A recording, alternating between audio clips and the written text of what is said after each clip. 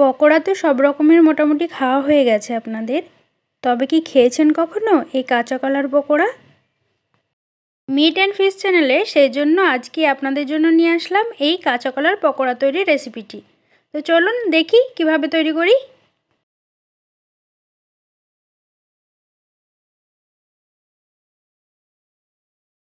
প্রথমেই আমি করেছি কাঁচা কলাগুলোর খোসাগুলো তুলে ফেলেছি। খোসাগুলো তুলে ফেলে ছোট ছোট কিউব আকারে কেটে নিয়েছি সব কলাগুলো। অন্যদিকে আমি নিয়েছি 2 কোয়া রসুন, 2 টুকরো আদা আর হাফ পিস মতন পেঁয়াজ আর 2টো কাঁচা লঙ্কা। এই সব উপকরণগুলো এখন আমি একটু পেস্ট করে নেব। এই যে হয়ে গেল আমার পেস্ট করা। এবার নিয়ে নেব অন্যদিকে একটা বাটি। দিয়ে দিলাম হাফ কাপ মতন বেসন। দিয়ে দিচ্ছি 2 টেবিল চামচ চালের গুঁড়ো বা চালের আটা।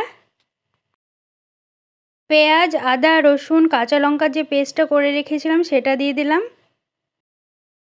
পরিমাণ মতন স্বাদ অনুযায়ী লবণ দিয়ে দিলাম। দিয়ে দিচ্ছি হাফ চা চামচ হলুদ গুঁড়ো, হাফ চা চামচ ধনে গুঁড়ো আর হাফ চা চামচ লঙ্কা গুঁড়ো দিয়ে দিলাম। আর দিয়ে দিলাম হাফ চা চামচ গরম মশলা। এর সঙ্গে দিয়ে দেব একটা ডিম। ডিমটা আমি ভেঙে দিয়ে দিচ্ছি এখানে। সব উপকরণগুলো খুব ভালোভাবে মিক্সড করে নিতে হবে।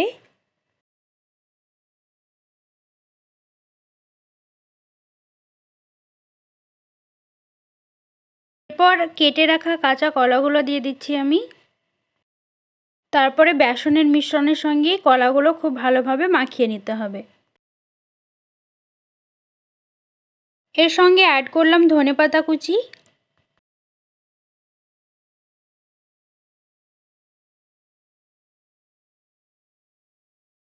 অন্যদিকে একটা ফ্রাইং প্যান বসিয়েছি। ফ্রাইং প্যানটা গরম হয়ে আসলে তাতে দিয়ে দিলাম তেল ভাজার জন্য। যেহেতু এটা ডিপ ফ্রাই করব তাই একটু বেশি তেল দিয়েছি।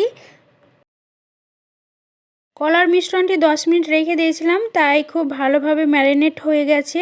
এখন আমি চেক করে নিলাম তেলটা গরম হয়ে গেছে কিনা। তেল গরম হয়ে গেছে। এখন একে একে আমি পকোড়াগুলো দিয়ে দেবো এবং ভেজে নেব।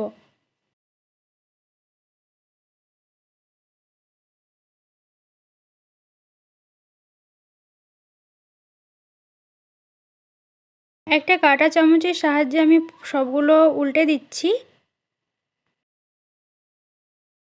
আমি পকোড়াগুলো ভেজে নিতে নিতে আপনাদের কাছে ছোট্ট একটা রিকোয়েস্ট, আপনারা প্লিজ আমার এই চ্যানেলটিকে সাবস্ক্রাইব করে পাশে থাকবেন। ভালো লাগলে অবশ্যই একটি লাইক করবেন আর কমেন্টের মাধ্যমে জানাবেন।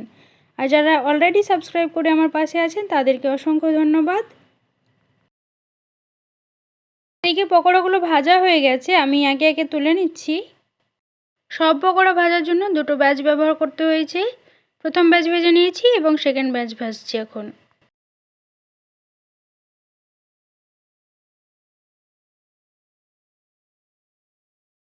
তো হয়ে গেল আমার আজকে ঝটপট নাস্তা, ঝটপট স্ন্যাক্স কাঁচা কলার পকোড়া। তো কেমন লাগলো জানাবেন।